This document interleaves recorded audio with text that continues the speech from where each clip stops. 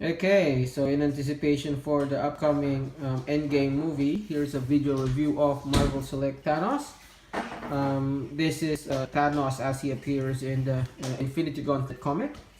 Let's take a look at the package. So, package is standard Marvel Select. If you've seen the packages for Marvel Select, it's pretty standard. Um, you put it closer. On the side says Marvel Select Thanos. There's a nice logo of Thanos down there. In package, there is both Thanos and Lady Death. There's the Infinity Gauntlet. We'll see them in detail later on. At the side, there's this nice comic artwork for Thanos, and on the back, you see the cover for the Infinity Gauntlet comic. Product shots of comic Thanos and Lady Death. Other figures from Marvel Select. And just in case you need to read the bio, let me zoom in. That's the bio. Yeah. And then I don't know if you can see that at the back. There's a few images as well from the comic. Let me see if I can open it up in a way where we can preserve those images so I can show it to you in detail later on. But anyway, yeah, I'll give it a shot. But anyway, here he is in package. Let me open him up, and then let's go with a more thorough review. Okay, so I've taken Thanos out of the packaging, and as promised, I tried to be as gentle with the packaging as possible, so I can show you the insides of it. Sorry, vintage box collectors. But yeah, if you're familiar with the Infinity Gauntlet comic, the inside of the package features pages and panels from the comic. It's very nice. And in the package as well, there is this catalog for other Marvel Select figures. Nice Infinity Gauntlet wall opener there. Love these retro figures. And then Minimates. Okay, so let's go back to the figures. Okay, so here's Thanos and Mistress Death out of the packaging. Hey, get out of the way. Deadpool. Give me back that Gauntlet Scott. Paul. So yeah. Pretty nice looking figures. Let's start with the accessories. He does, of course, come with the Infinity Gauntlet, accurate to how it appeared in the comic. Very nice. It's basically the exact same glove as that, except with the Infinity Gems. So, yeah, that's how it is in the original comic anyway. You can see all those folds and creases on the gloves. Lots of painted detail. I wish those gems were painted much brighter, at least much more prominent. As it is, they're quite tiny, but that's how it is in the comic anyway. Really nice. He also comes with Mistress Death herself, and the person who kicked off the whole Infinity Gauntlet storyline. Again, very nice. He does sport hair in the comic. Here she doesn't. And she does have a skeletal hand. This face sculpt. Very nice.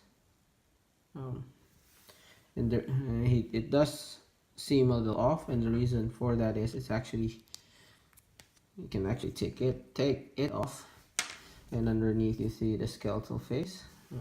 Zooming into that, it's very nice paint detail there.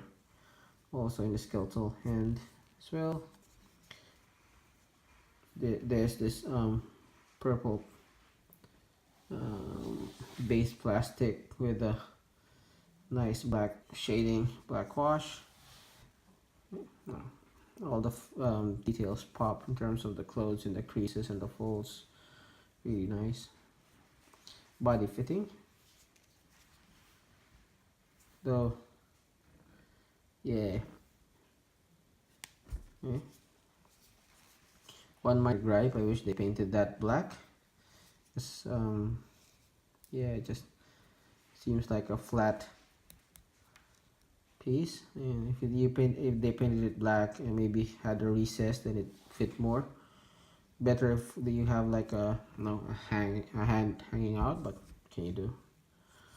Yeah, this is essentially a statue, by the way. Zero articulation. So yeah, that said, he is the same weight as, oh, even heavier than Scott here, or Paul here. So yeah, very hefty, very weighty accessory. Looking at Thanos himself, zoom into the Mad Titan himself. Let's see, very nice details on the face. There is a minuscule amount of I don't want to say shading, maybe line work on the chin, or maybe I'm just seeing things, but yeah, very detailed. Nice paint on the teeth, haunting eyes under the shadow of the head crest here. This portion is softer plastic, which helps with, no, doesn't really help with articulation, but no, softer material. Shaded blue plastic on the musculature, so all those muscle details pop really nicely. This also is soft plastic, and that does help with articulation. Again, more of those shaded musculature. Look at those folds and creases on the boots, so nice. Looking at the base gloves, it's practically the same as the Infinity Gauntlet hand, except for the Infinity Gems. Seems like he just took one of his gloves and sewed on the gems or something like that, but yeah, fits. Now, to replace the hand, what you do is, and this is scary. If you first buy this, the way to take off the hand is just basically just pulling it off. I've done it a couple times, so it is a bit loose, still very looser, but still very tight. So it just pops out. Then again, it's a very big hole, and it's a very big, so I can't say if there's a risk of breakage, but you know, looks sturdy enough. Now to put this in, just finagle this in. Easier process putting it in than taking it out. Yeah, that's how he looks with the gauntlet. Now, one small gripe, as you can see, that's one whole scope there, and it is in a awkward angle, so doesn't work for most poses.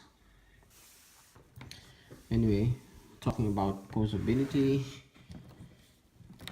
this is in a ball hinge, so there's a ball at the top and a hinge at the bottom. It goes up and down, around at an angle. Maybe not a ball, maybe, I don't know, maybe it's a disc or something, but yeah, left and right, up and down. No head pivot. Arms can go that much out. That much out.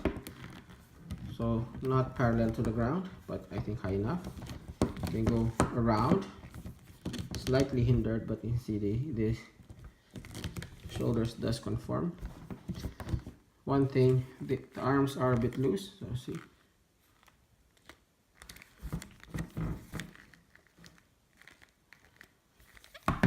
I don't know, it's maybe a combination of the weight and looseness of the joint, or maybe it's because of mold wear, given that this figure has been re-released a number of times, I guess. Anyway, mold degradation is the term. Swivel at the top of the arm. Elbows can go about 80 degrees. Swivel at this part of the glove so it doesn't break the skull. That said, yep, I wish they just turned it down or something. Just awkward angle. Makes me wish they made this interchangeable fist and infantry gauntlet as well. No? Very awkward angle. Swivel at the waist. Legs can go about to the side, that much to the side, that much forward, not hindered by the, well, hindered but not hindered much by the skirt. Use that back, that much back. Not much posability on the legs. Then again, this is not Spider-Man, this is Thanos. Other characters will be flying to him and he's just gonna be swatting them away, so doesn't need to be that agile, I guess. Single joint on the knee that goes less than 90 as well. Nothing at the boot, but you do have a hinge going up and down at the ankle. So not at par as modern Thanos, not modern Thanos, modern Marvel Select figures, but he did come from a time where they were slowly transitioning from heavily posable pre-posed figures to articulation. So not there yet at 2011, but I mean better than most of his contemporaries at that time, and definitely good enough for posing. So yeah, let's go through some comparisons. You already saw them with Deadpool and Paul Rudd, so I mean it works. I mean, if we didn't have Lady Death, I guess it works.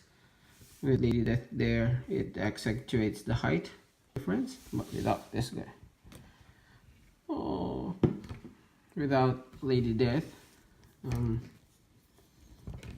it works to some extent. Yes, he is a Titan after all. Just put my camera back. Bring back Lady Death. Yay! Okay. Some other figures. Here he is with another Marvel Select that I have. I wish I bought more Marvel Selects from Manila. This is the only one I've gotten so far since I migrated to Melbourne. He is with Marvel Select Venom. That's a good height, I guess. Here he is with my the usual suspects. Daisy Ridley, Dreadwind, and Armored Batman. Again, doesn't work for that guy, definitely. With Lady Death in the picture. Well, Black Series figures are definitely smaller in scale, but maybe without her somewhat fits. I don't know. You guys tell me. Also, Mark Ruffalo on a scooter, just as a reference. And one comparison now that surprised me. I thought the difference would be too big and it'd be difficult for me to post these guys together, but here he is with Figure Arts Hulk. So while I do believe Hulk should be bigger than Thanos, at least in the movies, at this looking at them here, I think they're close enough. Close enough. You guys tell me again, but definitely good enough to put these two in like dynamic fighting poses. You think? Yeah, no? Never know. Okay. Spoiler alert. This is how Endgame will end, with Hulk distracting Thanos while Deadpool steals Lady Death away and Hulk steals the wrong glove from Thanos. Anyway, final thoughts. Should you be buying this figure? I mean, most collectors should have a version of him already since he was released 2011. But if you're like looking for a Thanos figure and you don't have it yet, or you're a new collector, this guy has been started to pop out here in Australia. I'm pretty sure he'll be out in stores in other countries as well. I mean, he's a nice rendition of the character, and he's probably the most definitive version of the Infinity War or the Infinity Gauntlet Thanos. If you're looking for a more modern looking Thanos, there's this Disney Store exclusive that came out maybe last year. Looks a lot better than him. If you're looking for articulation, there are a few Marvel Legends figures that have been released as well. And of course, if you're looking for more of that accurate movie version of it, there's this SH Figure Arts. There's also the Marvel Legends as well. But like I said, this is the Infinity Gauntlet version of Thanos. That is how he looked in the comics. Yes, he has his flaws. Articulation could be better.